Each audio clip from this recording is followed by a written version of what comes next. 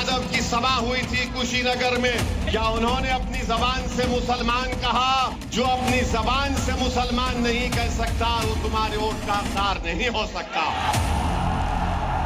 कांग्रेस कहती है सत्ता में आएंगे तो अनुसूचित जाति, जनजाति और पिछड़ी जाति के आरक्षण का अधिकार मुसलमानों को बांटेंगे।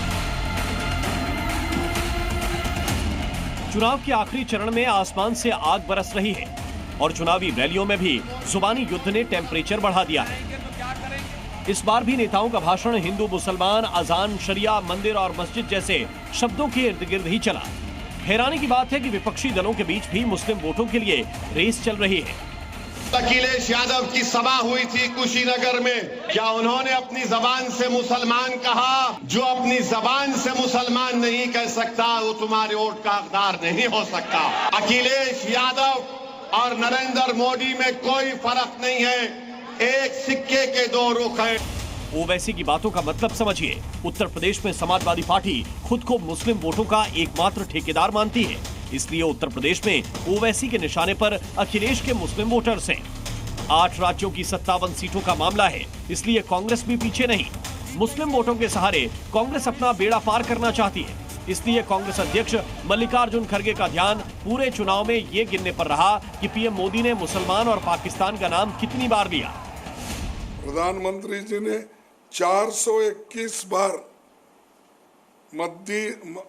मंदिर मस्जिद, 224 बार उन्होंने मुस्लिम, पाकिस्तान, माइनॉरिटी इस तरह के शब्दों का भी इस्तेमाल किया। मल्लिकार्जुन खड़गे ने मुस्लिम वोटों को टारगेट किया तो उनका साथ देने नेशनल कॉन्फ्रेंस के अध्यक्ष फारूक अब्दुल्ला भी मैदान में आ गए।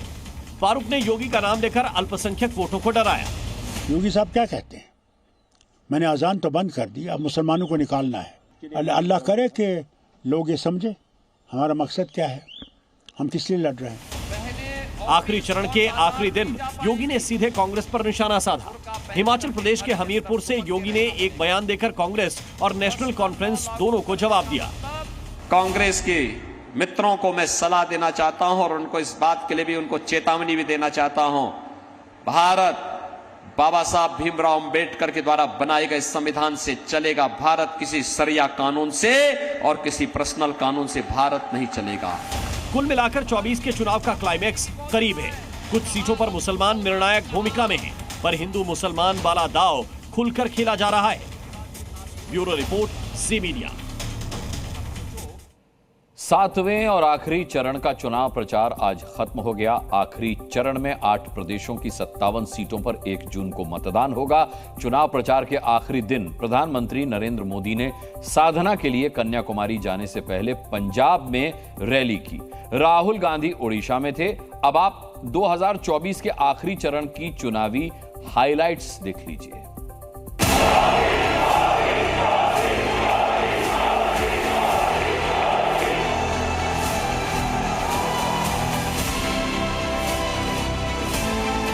दमदार सरकार जो दुश्मन के छक्के छुड़ा दे,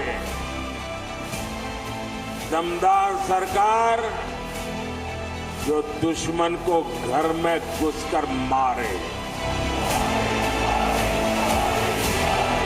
नरेंद्र मोदी जी कहते हैं मैं भगवान का काम करता हूं और उनके नेता कहते हैं कि जगन्नाथ जी मोदी जी के भक्त हैं।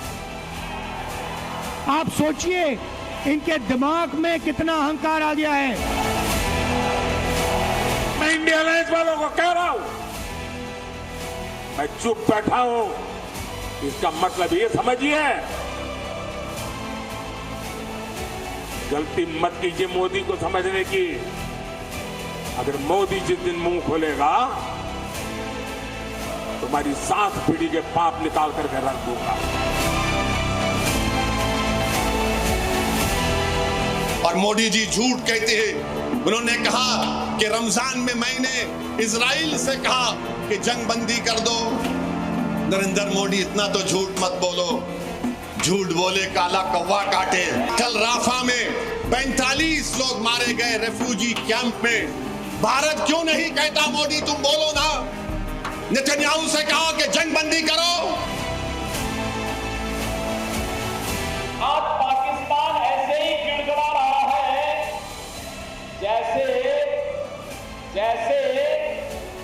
ओवैसी के माफिया आज गिड़गड़ा के कहते हैं कि साहब एक बार जान वापस दो। रिजल्ट आ रहा है 4 जून को, और 4 जून को बताओ क्या है? मंगल का दिन है, उसी दिन मंगल होना है।